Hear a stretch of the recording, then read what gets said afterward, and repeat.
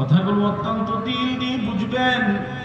মহান আল্লাহ রাব্বুল আলামিন কালামে মাজিদের সূরা আলে ইমরানের 31 নম্বর আয়াতের মাঝে জানা দেয়, হে পৃথিবীর মানুষ, তোমরা যদি আমি আল্লাহ তাআলা মহব্বত এবং ভালোবাসা পেতে চাও বা আমাকে যদি মহব্বত করো, শর্ত হইল, ওসিলা হইল মুহাম্মদ সাল্লাল্লাহু আলাইহি ওয়াসাল্লামের অনুসরণ বাড়িয়ে দাও। কোন বান্দা যদি আল্লাহর নবী রাহমাতুল লিল আলামিনের মহব্বত ভালোবাসা পেয়ে যায়, আল্লাহ তাআলা বলেন দুইটা পুরস্কার আমি দান করিব।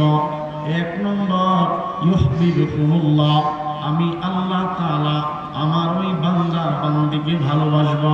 দুই নম্বর হইল আল্লাহ তাআলা বলেন ওয়ায়াগফির লাকুম যুনুবাকুম ওয়াল্লাহু গফুরুর রহিম। আল্লাহু আকবার। বান্দা, এক নম্বর, আমি আল্লাহ তাআলা তোমাদেরকে ভালোবাসব বা মহব্বত করিব। দুই নম্বর, আমি আল্লাহ তাআলা ওয়াদা দিলাম, আমি আল্লাহ তোমাদের জিন্দেগীর গুনাহ সমূহকে মাফ করে দেব।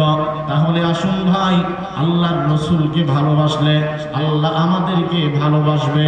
আল্লাহর রাসূলকে ভালোবাসলে আল্লাহ তাআলা রব্বুল আলামিন জিন্দেগীর গুনাহগুলোকে মাফ করে দিবে।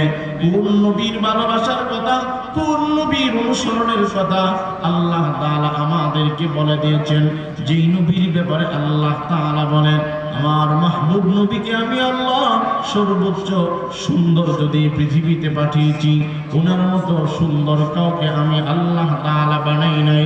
সৌন্দর্যের বিবেচনায় যদি কোনো মানুষকে ভালোবাসা লাগে, এক নম্বর যিনি সবচাইতে বেশি সুন্দর ছিলেন তিনি হলেন আপনার আমার নবী মুহাম্মদুর রাসূলুল্লাহ।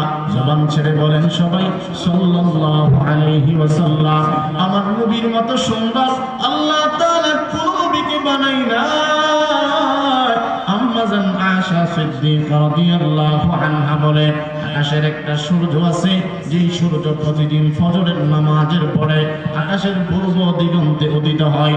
আর আমার ঘরেও একটা সূর্য আছে, যেটা প্রতিদিন ইশার নামাজের পরে উদিত হয়। আমার নবী এত বেশি সুন্দর ছিলেন, সুইচের ছিদ্র দিয়া সুতা পর্যন্ত ঢোকাতে পারতাম। এত বেশি সুন্দর আল্লাহ তাআলা আমার নবীকে দান করেছিলেন। রাসূলের একজন সাহাবী আমার নবীর সৌন্দর্যের বর্ণনা কত সুন্দর করে জানা দেয়।